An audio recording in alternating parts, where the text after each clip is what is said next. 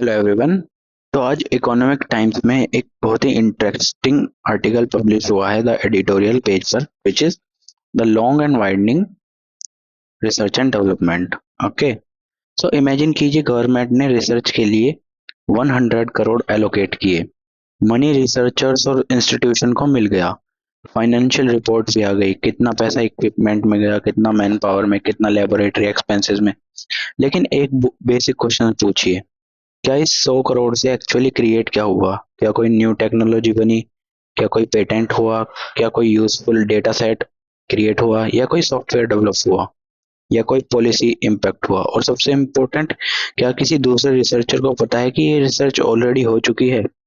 तो इसी प्रॉब्लम को हाईलाइट करता है ये इकोनॉमिक टाइम का the editorial article, the long and winding research and development, written by Meenakshi Munshi and Pragya Choubey.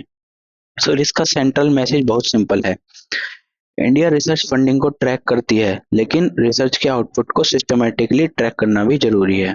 Okay, so the problem number one is duplicate research and funding. So article एक shocking figure से discussion start करता है। Estimate के according India का research funding ecosystem duplicate grants की वजह से annually 1175 crore loose कर सकता है। अब डुप्लीकेट ग्रांट का सिंपली मीनिंग समझिए। सपोज एक रिसर्चर ए ने पर्टिकुलरली प्रॉब्लम पर रिसर्च कर रहा है और रिसर्चर बी किसी दूसरी एजेंसी से फंडिंग लेकर ऑलमोस्ट सेम प्रॉब्लम पर रिसर्च स्टार्ट कर देता है। और अगर फंडिंग एजेंसी के पास एक इंटीग्रेटेड सिस्टम नहीं है तो उन्हें इमीडिएटली पता नहीं चलेगा कि सिमिलर वर्क ऑलरेडी फंडेड है। और इससे रिजल्ट क्या होगा कि सेम टाइप ऑफ रिसर्च पर मल्टीपल प्लेसेस से पब्लिक मनी स्पेंड हो जाएगी। और यहाँ इशू सिर्फ पैसा वेस्ट होने का नहीं है, इशू है रिसर्च इकोसिस्टम की विजिबिलिटी का। अगर हमें पता ही नहीं कि कंट्री में कौन क्या रिसर्च कर रहा है तो कोलेबोरेशन कैसे होगा, डुप्लीकेशन कैसे अवॉइड होगा, और नेशनल रिसर्च प्रायोरिटी को एफिशिएंटली कैसे प्लान किया जाएगा। प्रॉब्लम नंबर टू आती है कि एजेंसी मनी ट्रैक करती हैं, आउटपुट नहीं। इंडिया में रिसर्च को सपोर्ट करने वाली मल्टीपल मेजर एजेंसीज हैं, जैसे DST, department of science and technology, DBT, department of biotechnology, ICMR, CSIR, ICAR and ANRF यानी Anusandhan national research foundation. So problem ये नहीं है कि मॉनिटरिंग बिल्कुल नहीं होती, मॉनिटरिंग होती है, लेकिन लार्जली फोकस होता है मनी कहाँ स्पेंड हुआ। फाइनेंशियल यूटिलाइजेशन रिपोर्ट सबमिट हो गई है, प्रोजेक्ट का financial side clear. But article एक मच इम्पोर्टेंट क्वेश्चन रेज करता है, मनी से क्रिएट क्या हुआ? फॉर एग्जाम्पल, एक रिसर्च प्रोजेक्ट से एक जर्नल पेपर के साथ साथ डेटा सेट क्रिएट हो सकता है, ओपन सोर्स सॉफ्टवेयर बन सकता है, पेटेंट फाइल हो सकता है, क्लिनिकल ट्रायल रजिस्ट्रेशन हो सकती है, पॉलिसी ब्रीफ बन सकता है, या हाईली ट्रेंड रिसर्चर डेवलप हो सकते हैं। लेकिन अगर सिस्टम सिर्फ पब्लिकेशन को आउटपुट मानेगा तो रिसर्च की एक्चुअल वैल्यू का एक लार्ज पोर्शन इनविजिबल हो जाएगा। ओके, अब बात करते हैं रिसर्च आउटपुट सिर्फ रिसर्च पेपर नहीं है। सो यहाँ एक इम्पोर्टेंट कंसेप्चुअल पॉइंट है कि रिसर्च आउटपुट वो ओनली जर्नल पब्लिकेशन के इक्वल्स नहीं है।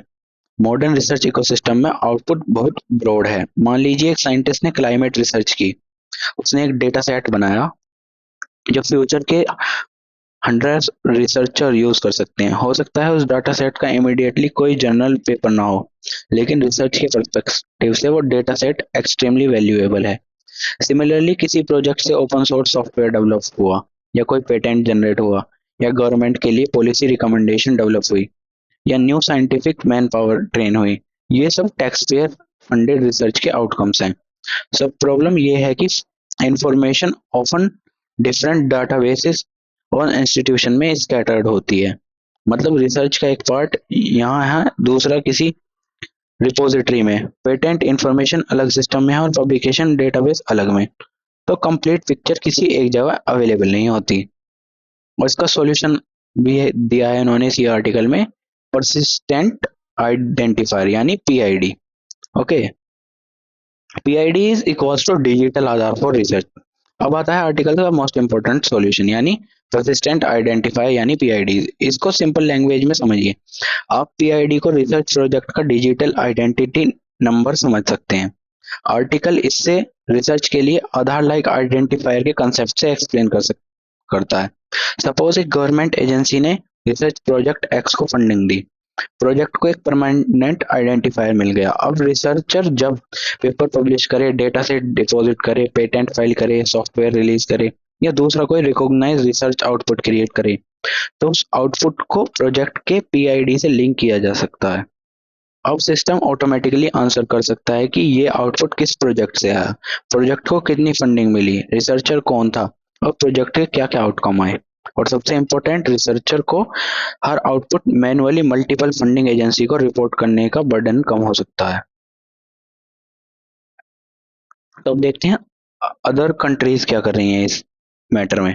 तो ये कंसेप्ट कंप्लीटली थ्योरेटिकल नहीं है, आर्टिकल इंटरनेशनल एग्जांपल्स भी देता है। फ्रांस में फ्रेंच नेशनल रिसर्च एजेंसी यानी ANR फंडेड रिसर्चर्स के आउटपुट को नेशनल रिपोजिटरी में ग्रांट रेफरेंस के साथ कनेक्ट करने की अप्रोच फॉलो करता है। सिमिलरली वेलकम ट्रस्ट और UK research and innovation UKRI research grants को परसिस्टेंट आइडेंटिफायर के थ्रू ट्रैक करता है। यूके में गेटवे ऑफ रिसर्च जैसे प्लेटफॉर्म के थ्रू पब्लिक रिसर्च ग्रांट और उनके आउटपुट को एक्सप्लोर किया जा सकता है। सो सिंपल आइडिया है कि फंडिंग को आइसोलेटेड ट्रांजैक्शन की तरह मत देखिए, उस फंडिंग को उसके कंप्लीट रिसर्च लाइफ साइकिल से कनेक्ट कीजिए। Funding, research, publication, data set, patent, innovation, impact, ये सब चीजें। तो इंडिया में क्या हो सकता है? तो इंडिया में भी डायरेक्ट इसी डायरेक्शन में एक इम्पोर्टेंट स्टेप डिस्कस किया गया है, यूनिफाइड प्रोजेक्ट मैनेजमेंट सिस्टम या यूपीएमएस। नीति आयोग के प्रपोजल पर बिल्ड करते हुए MEITY इस प्लेटफॉर्म को रिसर्च ग्रांट के मैनेजमेंट के लिए रोल आउट कर रहा है। आइडिया है कि डिफरेंट रिसर्च फंडिंग एजेंसी जैसे DBT, DST, ICMR, ICAR और ANRF के ग्रांट इंफॉर्मेशन को एक कॉमन इंटर ऑपरेबल फ्रेम में कनेक्ट किया जा सके। और अगर इसी सिस्टम में PIDs plus trusted repository plus open data infrastructure effectively integrate किया जाते हैं, तो इंडिया फ्यूचर में एक national research output dashboard develop कर सकता है। इमेजिन कीजिए एक डैशबोर्ड जहां आप देख सके कि इस रिसर्च प्रोजेक्ट को कितनी फंडिंग मिली, इससे कितने पेपर पब्लिश हुए, क्या पेटेंट जनरेट हुआ, क्या डेटा सेट अवेलेबल है, क्या टेक्नोलॉजी या पॉलिसी इम्पैक्ट हुआ। So that would completely change the way we evaluate public research. Why this matter for India? अब फाइनल और सबसे इम्पोर्टेंट पॉइंट, इंडिया का ऑब्जेक्टिव है कि रिसर्च एंड डेवलपमेंट स्पेंडिंग को GDP के 2% तक इंक्रीज किया जाए और इंडिया को ग्लोबल इनोवेशन लीडर बनाया जाए। लेकिन सिर्फ बजट इंक्रीज करना इनफ नहीं है। अगर आप रिसर्च फंडिंग डबल कर देते हैं लेकिन आप ये नहीं जानते कि उस फंडिंग से क्या प्रोड्यूस हुआ, तो पॉलिसी मेकर्स के पास कंप्लीट इंफॉर्मेशन नहीं होगी। हमें आंसर चाहिए, where did the money go, और उसके साथ equally important question, what did the money create, because ultimate public funded research का पैसा टैक्स पेयर का पैसा है। टैक्स पेयर को ये नहीं पता होना होना चाहिए कि पैसा स्पेंड कहाँ हुआ, उसे ये भी पता होना चाहिए कि उस इन्वेस्टमेंट से knowledge, technology, innovation, data set, patent और स्किल्ड रिसर्चर्स और सोसाइटल इम्पैक्ट क्या क्रिएट हुआ। ओके, तो अगर इस एंटायर एडिटोरियल को एक लाइन में समराइज करें तो India has a system to track where research money goes, now it needed system to track what that money create. और यही ट्रांजिशन इंडिया के रिसर्च इकोसिस्टम को फंडिंग ओरिएंटेड से आउटकम ओरिएंटेड और फ्रेगमेंटेड से कनेक्टेड और रिपोर्टिंग बेस्ड से impact based बनाने में हेल्प कर सकता है। ओके, रिसर्च एंड डेवलपमेंट, ये सब चीजें। ओके, रिसर्च में सिर्फ पैसा इन्वेस्ट करना इंपॉर्टेंट नहीं है, उस इन्वेस्टमेंट का आउटकम मेजर करना भी इक्वली इंपॉर्टेंट है। ओके, सो ये आर्टिकल हम यहीं खत्म करते हैं। So thank you for watching. अगर वीडियो यूजफुल लगा हो तो चैनल को सब्सक्राइब जरूर करें। ओके।